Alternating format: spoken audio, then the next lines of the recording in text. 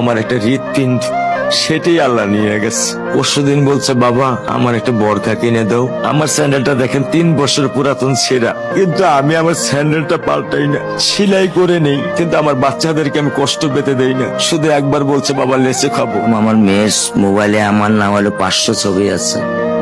আমি এখনো সাহস পাইনি আমার মেয়ের একটা ছবি বের করে দেখতে। আমার সে সাহস নাই। আমি সে সাহস হারায় ফেলছি, কারণ ও আমার ছিল হৃৎপিণ্ড। ওর জীবনে এমন কোনো চাওয়া নাই যেটা আমি পূরণ করি নাই।